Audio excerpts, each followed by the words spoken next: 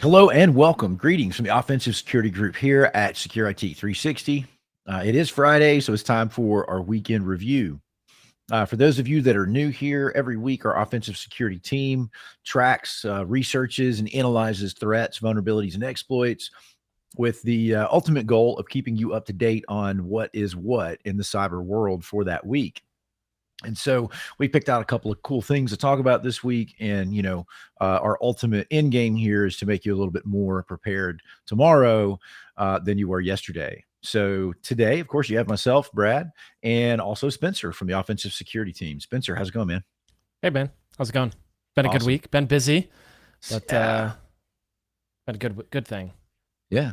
We actually had some really cool offensive stuff going on this week with unique pen tests, which I think are always fun. And unique findings. I know this isn't on the script, but this just popped into my head, and I want to talk about it for a second. I have never, in all of my years of web app pen testing, seen a open redirect successfully exploited in the wild to any like real end game, right? Right. And we were doing OSINT and we were doing Google Foo stuff, right? And we found where nefarious websites were leveraging a misconfigured WordPress vulnerability to leverage the reputation of that site, the victim site, to elevate their own reputation. Yep. And so when a legitimate site links to another site, the site that's being linked to kind of like gleans off reputational points, and it lets them rise in SEO or search engine optimization. Yep. And it was super cool. This particular company was not in the pornography business, obviously, and they had a ton of that stuff that was showing up in Google search results as a directly linked from their site, and it came down to open redirect. Yeah, that's something So you definitely so definitely cool. don't like getting the call when you find something like that on a pen test. If you're a client or Yeah. even as a pen tester, it's an uncomfortable thing to be like, hey guys, by the Yeah. way, Right. um, it's like Yeah. it's an awkward It, thing it, to. it is. It is. Yeah. Yeah. Especially when these are like, straight laced business dudes, right? And you're just like, hey, Mhm. by the way, you guys might want to check out what Google says about your website. Yep. But anyway, I don't know why that popped into my head, but it has been a fun week. We've had some neat things Yep. happen. It's always interesting in the pen testing world. So Definitely. And this week, there's been some exciting news. Last couple of weeks, there's been some exciting developments. And I say exciting, I guess if you're on the receiving end of these things, maybe not so, right? The first one that we're going to talk about is phishing, particularly in the form of phishing that includes MFA bypass. So there was some research in an article by Resecurity, who kind of did some analysis and observed a new phishing kit, I guess, that's being advertised on the dark web, on nefarious forums, and is being sold.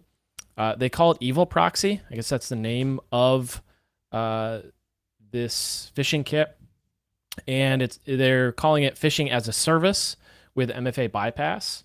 And I'll bring this up on my screen for those who are watching along at home. And if you're listening to the audio on something and just audio, feel free to hop over to YouTube. We show yeah, some of the websites and stuff that we're going through when we go through these articles. yeah. But content warning: you have to look at our ugly mugs Yep, if you go over to the YouTube website. So definitely. It's a terrible thing.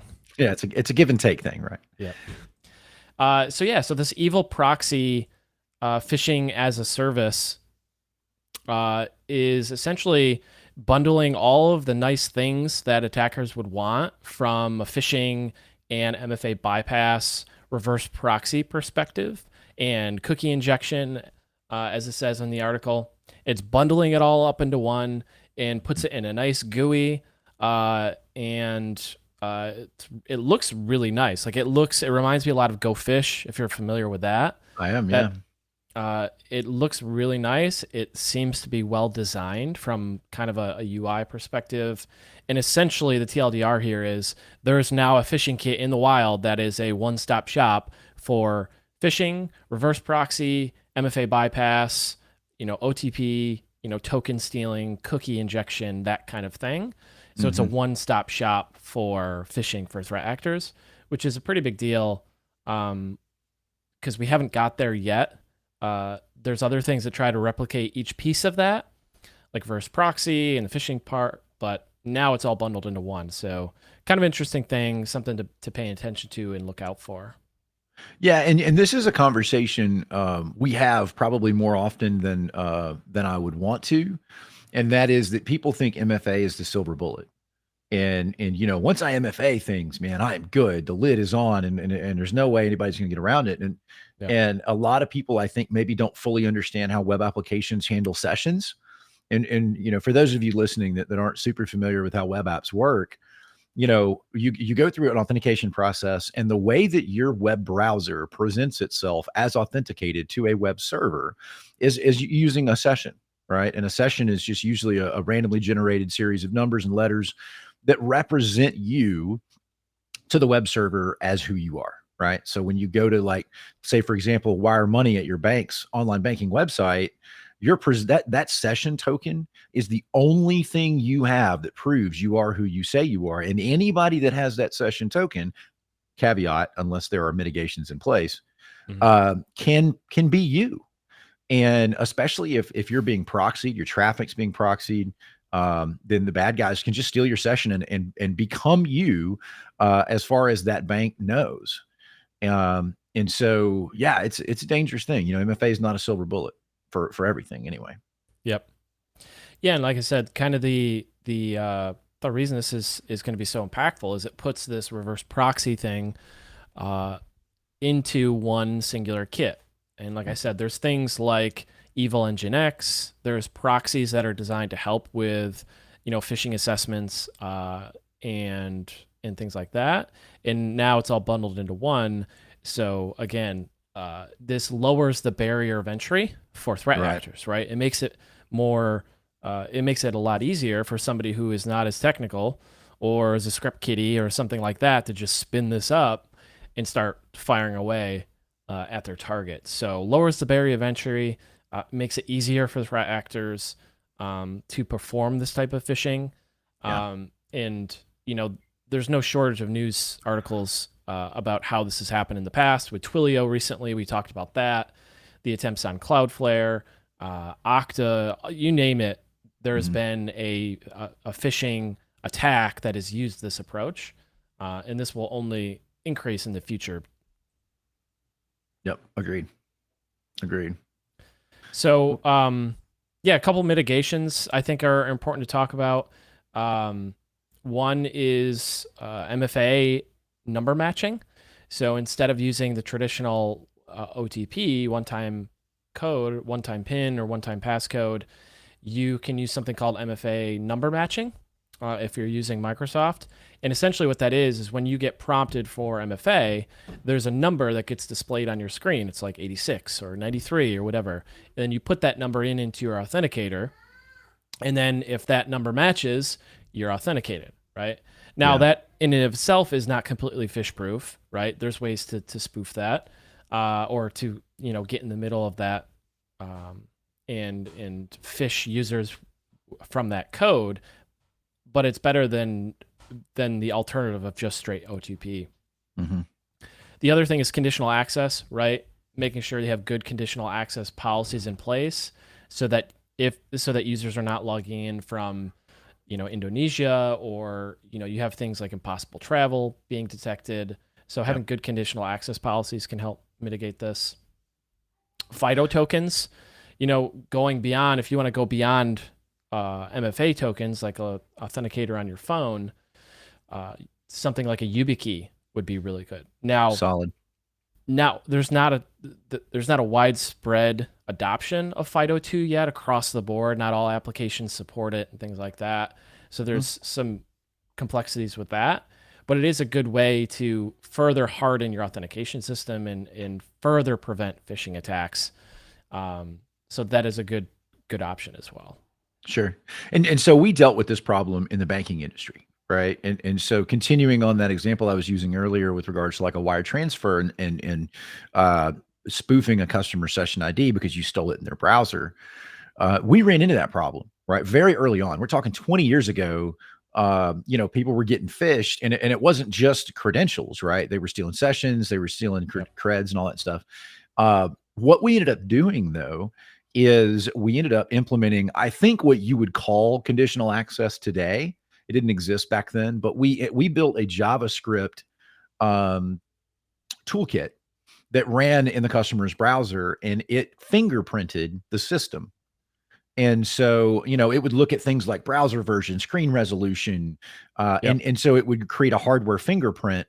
And then that fingerprint was combined with the UTC time of the request, and it was encrypted using a one-time key from the server before it was submitted in an HTTP request header. And so you had 3 players involved, right? You had the server request code, which was required in order to encrypt, or in order for the request to be decrypted by the server.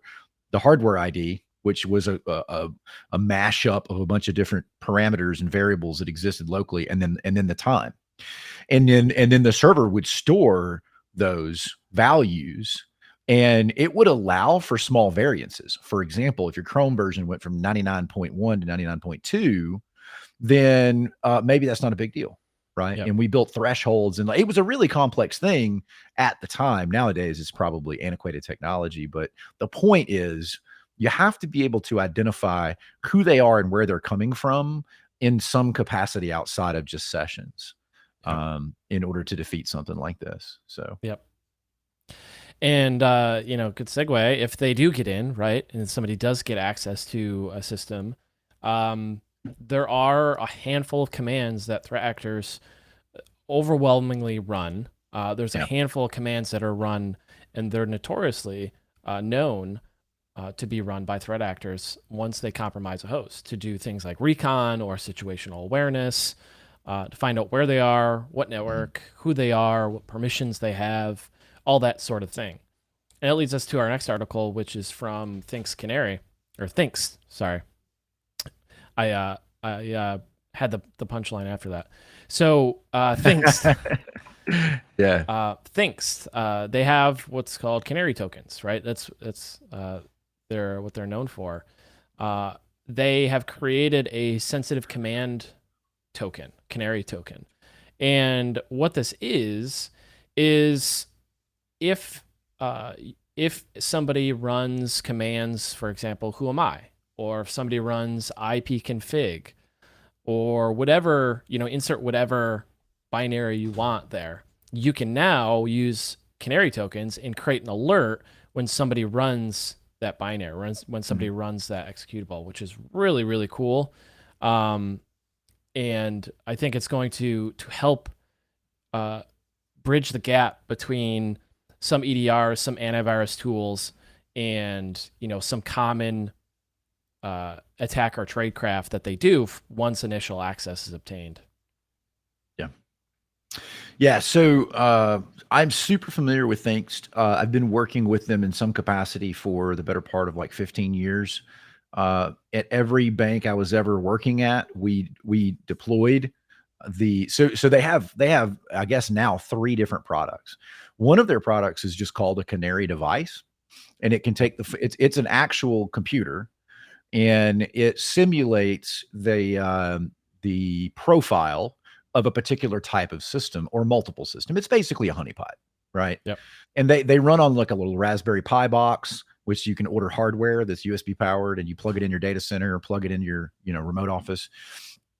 And if something tries to connect to it and acts evil, you get an alert. And then they also have, and those can be VMs as well.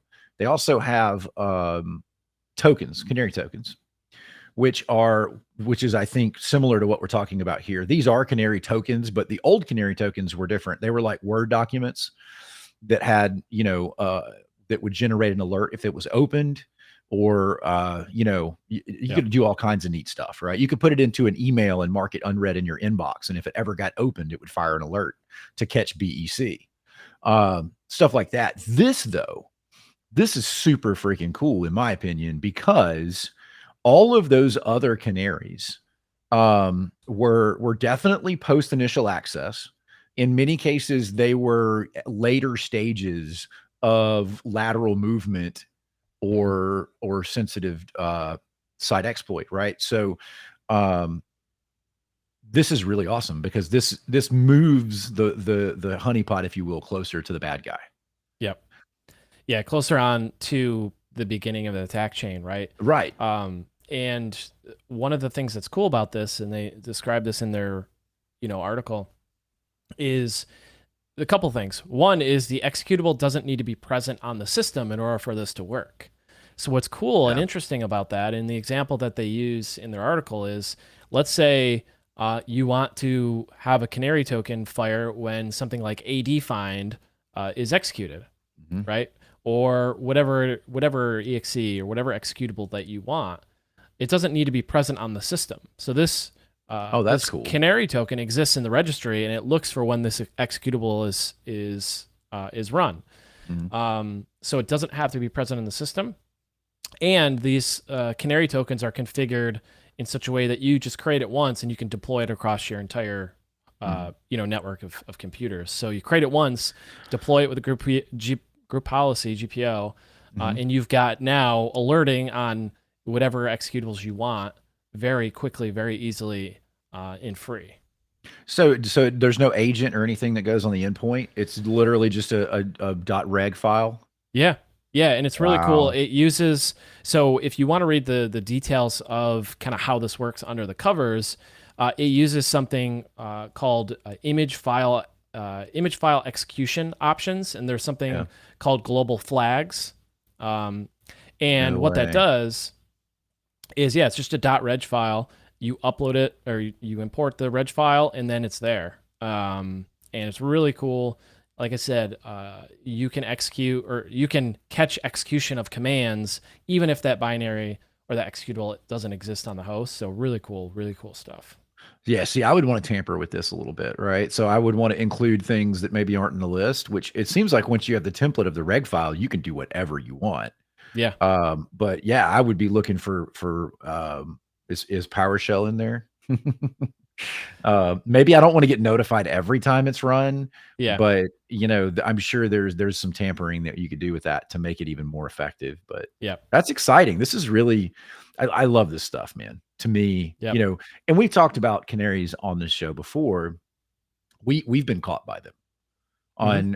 on purple teams. I have caught pen testers, when I lived in the defensive world. Um, and we have caught legitimate bad actors in our environment. Yep. It's also extremely nice for insider threats. Yep. So yeah, this is super cool, man. Yep. Yeah, I love it. I'm a big fan of the Canary tokens. Big fan of Thinks. This is a really cool way to kind of combine offense and defense. Mhm. Um, active defense, cyber deception, whatever you want to call it. This is a step in that direction. Mhm. And there's definitely more to come with this type of thing. This is a whole discipline in and of itself, Sure. that you can get into, and it does provide a lot of value. And there's a lot of free tools and free resources to take this one step further. Yep. We're actually in the process of negotiating with Thinks to integrate them into our MSSP SOC here at Secure IT 360. We want to be able to leverage this technology because, you know, it's such a lightweight implementation, regardless of how you choose to implement it, whether it's a VM, physical device, Canary token, or in this case, an endpoint token. It's lightweight, it's inexpensive, and the true positive rate is out of the roof, man. Like Yep.